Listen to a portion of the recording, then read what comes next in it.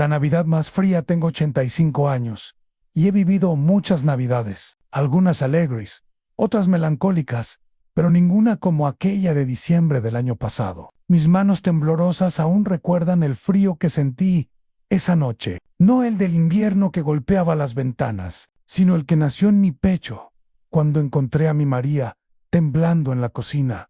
Era la víspera de Navidad. Había llegado temprano a la casa de mi yerno Roberto, llevando los regalos que había envuelto con mis dedos artríticos. Cada pliegue del papel, una promesa de amor para mis nietos. La casa estaba llena de luces doradas, y el aroma a canela flotaba en el aire. Desde la sala llegaban las carcajadas de la familia de Roberto, reunidos junto a la chimenea como una postal perfecta de felicidad navideña, pero algo me inquietaba. Mi María, mi hija querida, no estaba con ellos. La busqué por la casa, hasta que la encontré en la cocina, de pie junto al fregadero, con los hombros encogidos y las manos apretadas contra su pecho. Temblaba como una hoja en el viento de noviembre. Y cuando me acerqué, vi que sus ojos estaban rojos, hinchados de lágrimas silenciosas. Papá, susurró cuando me vio, y su voz se quebró como un cristal fino. ¿Qué pasa, mi amor?, le pregunté. Aunque mi corazón de viejo ya intuía la respuesta, me contó entonces, entre sollozos ahogados, como la familia de Roberto la había estado ignorando toda la tarde. Cómo hacían comentarios sobre la forastera cuando pensaban que no escuchaba. Cómo reían de chistes que la excluían. Cómo la trataban como si fuera invisible en su propia casa. Mi nieta pequeña había preguntado por qué mamá no estaba con ellos. Y la madre de Roberto había respondido: está ocupada en su lugar. Donde debe estar. En sus palabras me atravesaron como dagas de hielo. Miré hacia la sala, donde la familia de mi yerno seguía riéndose, ajenos al dolor que habían causado. El fuego crepitaba alegremente en la chimenea, calentando sus corazones fríos mientras mi hija se congelaba de soledad en la cocina. Vámonos, María, le dije, tomando su mano temblorosa entre las mías. Vámonos a casa. Pero los niños, papá. Es Navidad, los niños necesitan ver que su madre merece respeto, respondí, sintiéndome más firme de lo que me había sentido en años.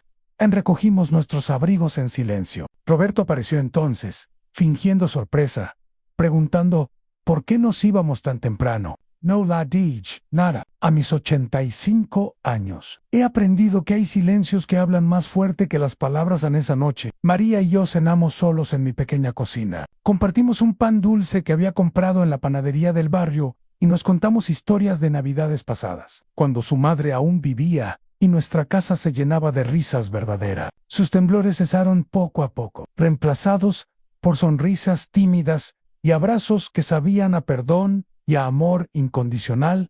Ahora, cuando recuerdo esa Navidad, no pienso en el frío de diciembre ni en las luces que no pudimos encender. Pienso en cómo a veces encontrar a alguien temblando es encontrar la oportunidad de ser su abrigo. Y aunque mi corazón se partió esa noche al ver sufrir a mi hija, también se llenó de una verdad simple. El amor verdadero no se encuentra junto a chimeneas ajenas, sino en las manos arrugadas de quien te ama, sin condiciones.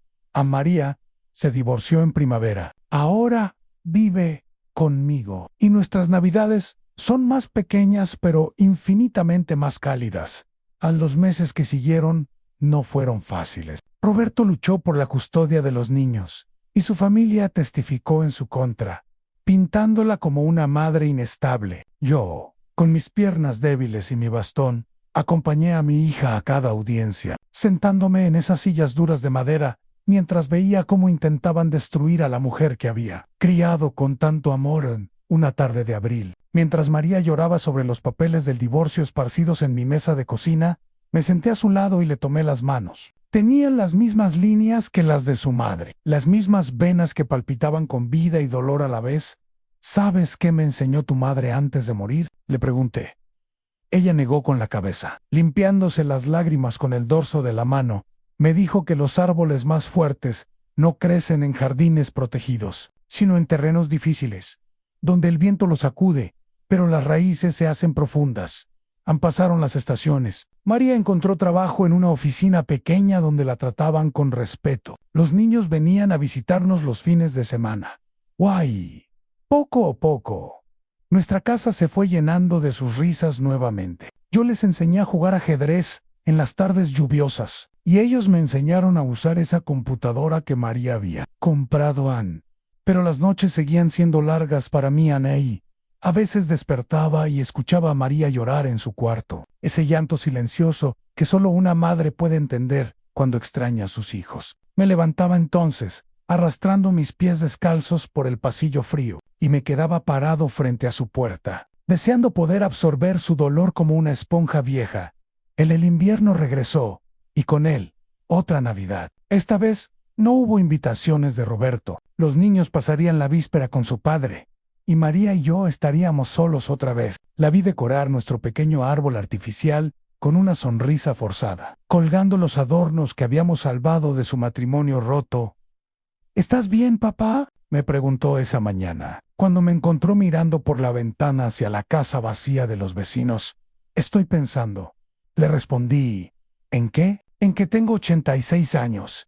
Y he aprendido que la soledad no se mide por cuántas personas te rodean, sino por cuántas realmente te ven en esa Nochebuena. María preparó la cena, y yo puse la mesa con el mantel bordado que su madre había hecho décadas atrás. Cenamos en silencio al principio, pero después comenzamos a hablar de todo y de nada, de sus sueños cuando era niña, de mis miedos como padre joven, de los errores que cometimos y de las lecciones que aprendimos. A las 11 de la noche, sonó el tamba. María y yo nos miramos, extrañados. Cuando abrió la puerta, allí estaban mis 2 nietos, con sus pijamas puestos y pequeñas maletas en las manos. Papá se quedó dormido, dijo el Mayo Ere, y quisimos venir a dormir con el abuelo y mamá esa noche. Los 4 dormimos en mi cama grande, como una familia de pájaros acurrucados en el mismo nido. Y cuando desperté al amanecer del 25 de diciembre, con mis nietos respirando suavemente a mi lado y mi hija sonriendo por primera vez en meses, entendí que algunas Navidades no llegan envueltas en papel dorado, llegan descalzas, en pijama, con maletas pequeñas y corazones grandes que saben dónde está su verdadero hogar. Han pasado 3 años desde aquella primera Navidad. Terrible. 3 años desde que encontré a mi María temblando en esa cocina fría. Ahora tengo 88 años y mis manos tiemblan más que antes, pero ya no de frío, sino de la edad que se acumula como nieve.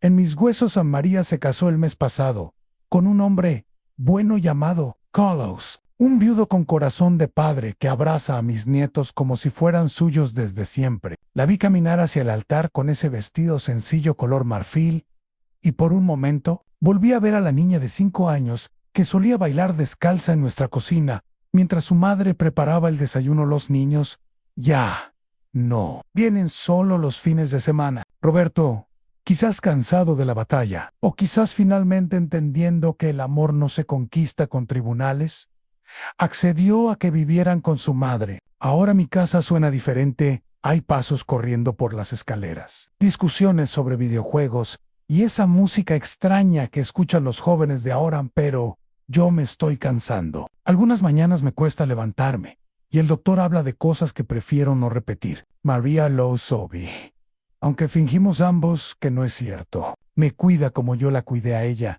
con esa ternura silenciosa que se hereda como los ojos o la forma de sonreír al ayer por la noche. Mientras ella me ayudaba a ponerme el pijama, me preguntó, ¿te arrepientes de algo, papá? La miré a través del espejo del tocador, viendo nuestros reflejos, en ella todavía joven, a los 45. Yo ya convertido en una versión pálida del hombre que fui.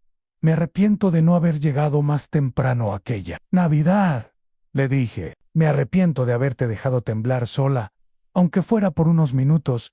Se le llenaron los ojos de lágrimas, pero eran lágrimas diferentes a las de antes. Lágrimas que limpiaban en lugar de quemar. Papá, llegaste justo a tiempo, siempre llegaste justo a tiempo. Esta será probablemente mi última Navidad. Lo sé porque mi cuerpo me lo susurra, en esos momentos silenciosos, entre el sueño y la vigilia. Pero no tengo miedo. He visto a mi hija florecer después de la tormenta. He visto a mis nietos crecer fuertes y seguros. He visto cómo el amor verdadero siempre encuentra la manera de sanar lo que parecía roto para siempre. Aun cuando llegue mi momento, espero oírme un día cualquiera, no en Navidad. Esa fecha ya ha sido lo suficientemente difícil para mí, María, que sea en primavera. cuando los árboles estén floreciendo y ella pueda recordarme sin el peso del invierno en sus hombros.